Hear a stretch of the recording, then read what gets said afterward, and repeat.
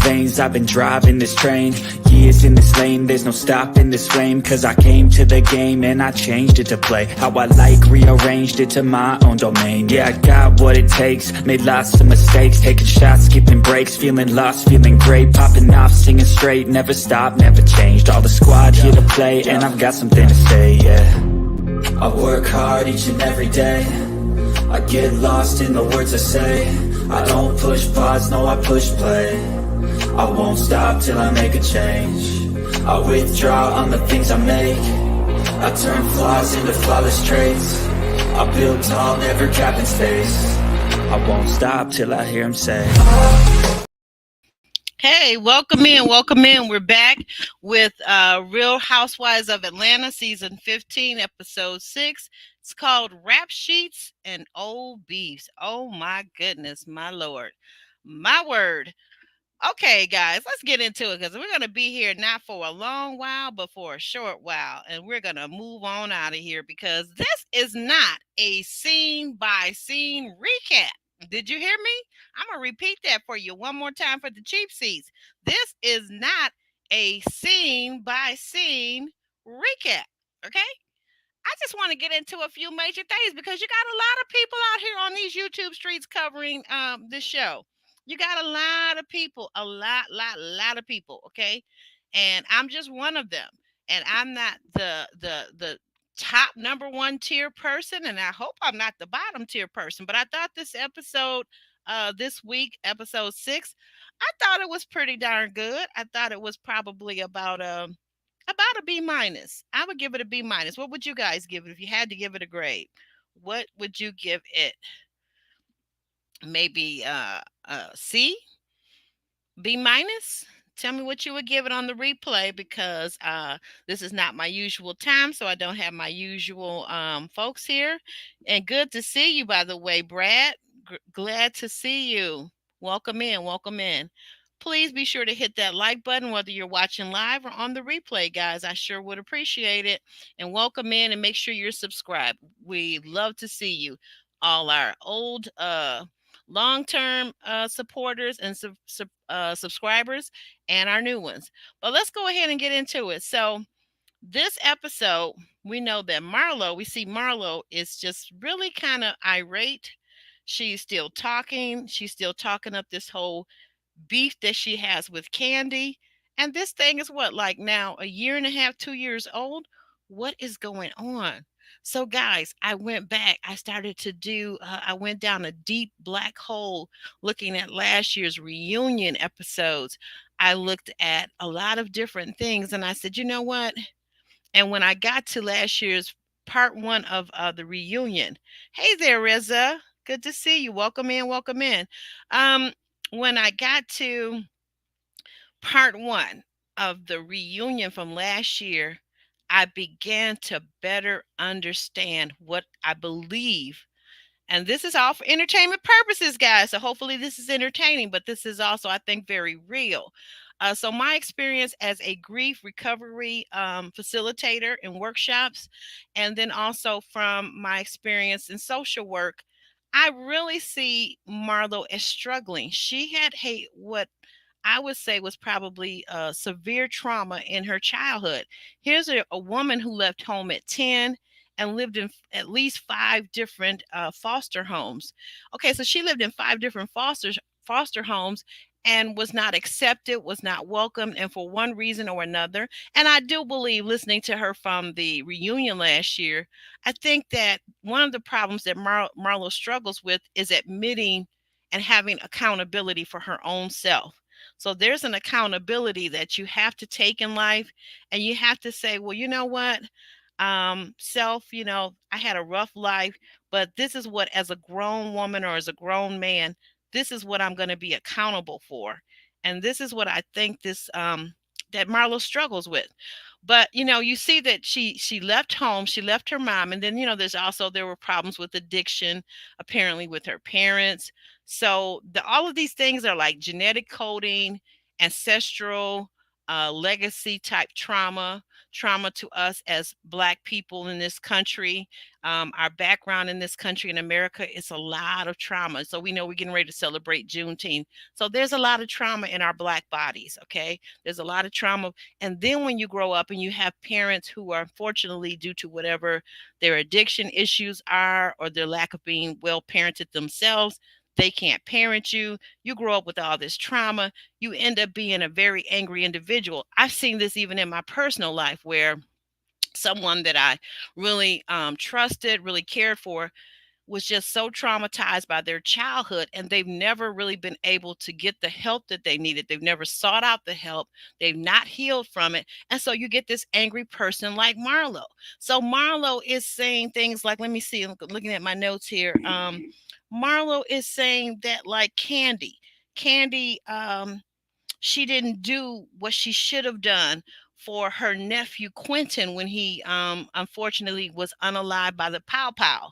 And we know that in this country there's a lot of that. There's a lot of trauma from unnatural, untimely unalivings from the pow pow, right?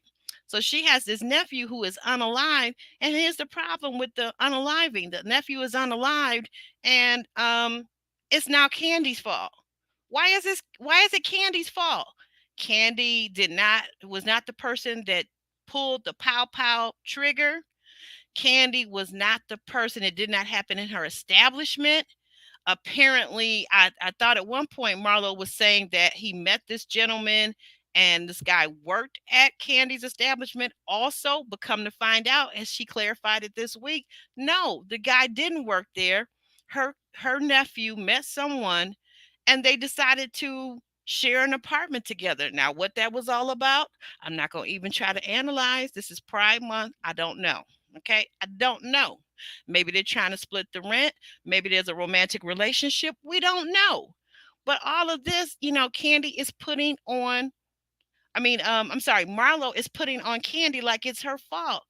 Marlo, it's not Candy's fault.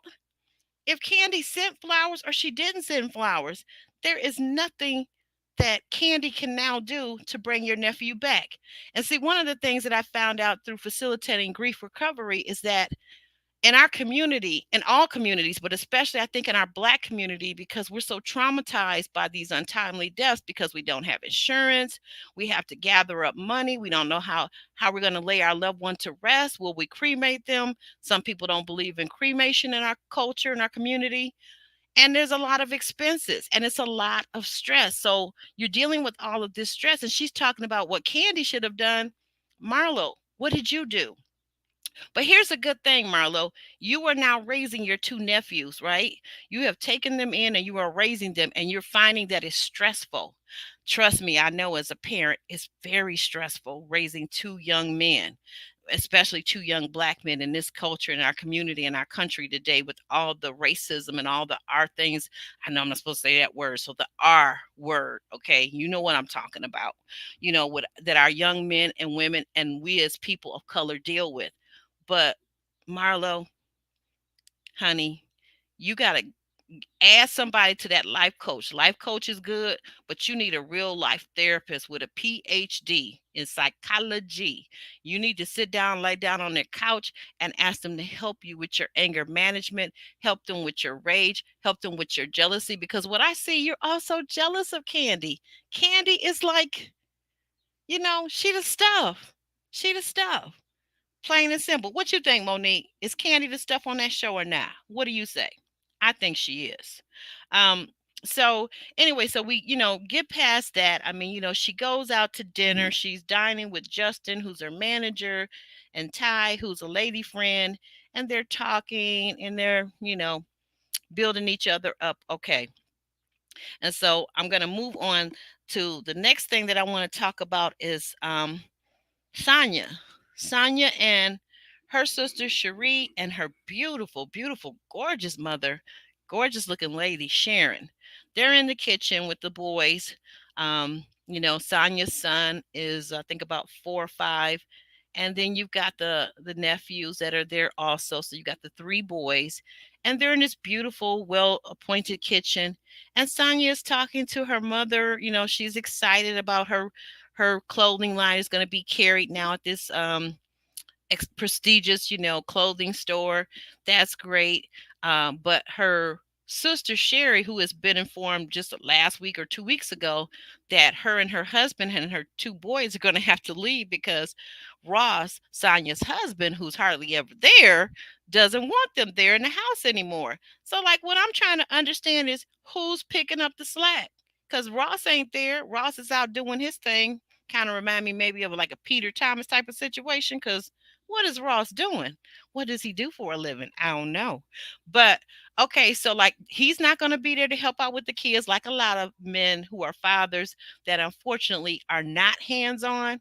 He's not there. So you're left there as the mother, but you're not only the mother, you happen to be this big mogul, this five-time Olympic track star. You happen to be this commentator on all these international news sources and things like that, and you're on a major show called Real Housewives of Atlanta, and you're getting ready to let your sister go. Who in the heck is coming into your home to take care of your child? Who's going to be the nanny now? And will you trust them? That's the key thing I want to ask about that. So, what do you guys think? Do you think that Sonia will trust this new person coming in? Do you think that her husband is going to step up? Because I can almost guarantee you the husband ain't stepping up.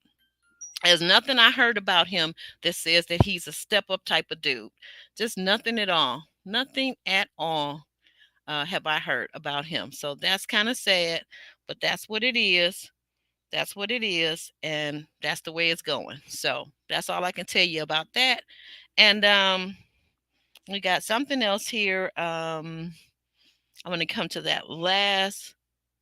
I want to get to real quick, even though this is not in the order, but I want to end on a positive note. Marlo and her nephews. We see Marlo and her two nephews, very good looking young boys. They're journaling. They're journaling about their happiness. This is I guess, um, a homework that their Cherie's life coach has given her, which I think is a great homework assignment to ask her what makes her happy. What is a good thing? Hey, Roro, welcome in, girl. I was looking for you. I was like, my Roro not here. My Roro not here. Yes, happy Tuesday. Happy Tuesday. Thank you. Thank you for that encouragement. And yes, again, hit the like button, guys, if you're here live or on the replay. So, getting back to tomorrow. So they're journaling and they're talking about what makes them happy. They're talking about what family means to them. And I thought this was such a great scene because we know, of course, this weekend we're headed into Father's Day. And I want to wish a happy Father's Day to all the men out there that are fathers, that are dads, whether you're a stepdad, a granddad. Um, I just want to say happy Father's Day because if you have children in your life and you are tending to them and you are hands on and you are loving on them, that is one of the most important jobs that you will ever have as a man. And so, last but not least, we're going to come to Cherie and her son Cairo. Now, we watched Cairo grow up on Real Housewives of Atlanta. I mean, I remember Cairo. Cairo was a little scrawny thing, like maybe, I don't know, about maybe 14, 13, 14. And, like now you look at Cairo, he is so handsome. Is it just me, or does he remind anybody else of Jalen Rose? The basketball star, the retired basketball star. He's in this Detroit area. So I just think he reminds me of Jalen Rose. He's very tall and very handsome, has a beautiful girlfriend, and they have a little baby.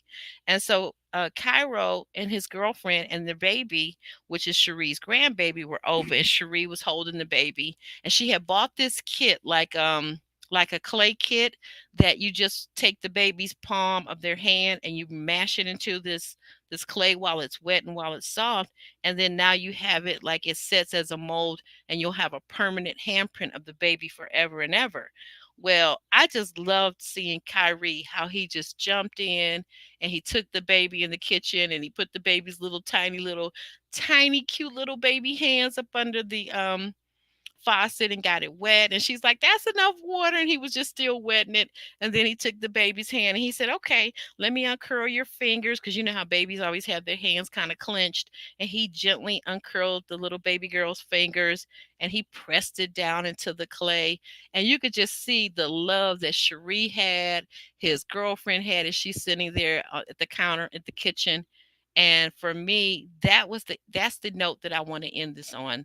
That this episode, that it gave us that vision of a black father, a loving black father that is with the child's mother, that loves his child, that wakes up, that takes care of his baby. And yes, yeah, Roro, Cherie's a grandma now. Congratulations. Yes, yes, exactly. I was so excited about it too. I was there for it. I was like, what? Look at this. Look at this. Like this is what's up. This is what's up. I was so into it. Like, this is such a beautiful, beautiful thing.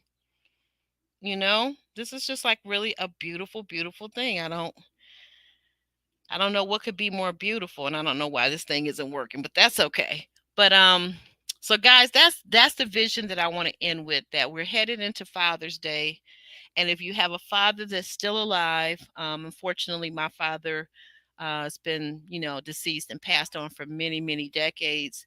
I miss him so much, but one of the greatest memories I have of my father is just that knowing that he was always there for me as a child when I was growing up, as a young girl, as a teenager, knowing what the things that he taught me about men and what a good man is and how he lived that out. He didn't just talk about it, he lived it out. He was there in the home, married to my mom, protecting and providing for her and myself. And on this upcoming Father's Day, I just want to say salute to all you men out there that are real dads and real fathers. There is nothing better than having a real dad in the home day by day, every day, loving on you, teaching you, and preparing you for what this world will show you, the bumps and bruises and things that you may go through, but how to keep a positive attitude, how to keep God in your life, and how to put God first. So that's where I want to end this. And then we're going to shake and shimmy on out of here. At least I'm going to shake and shimmy by myself. I'm getting used to this being podcasting by myself, and I kind of like it. I kind of like this space. I got to learn how to work some things a little bit better, but I'll continue to get better and better, guys. So click like, leave me a comment, and what your thoughts are on what I had to say about Marlo's situation and how what's going on in her mind. I think with her and Candy, and it's just my thought, just my opinions. What did you think about Sonia and her sister Cherie? And what's going on with them? Leave me some comments in the comments section. You can always just leave me some purple hearts or just tell me where you're watching this show from, what part of the world. I'll always appreciate that. So I will thank you, and I'm going to shimmy and shake on out of here because I've got another podcast to do with a buddy of mine, Geo. I'll be over there tonight. So see you guys later. Bye now.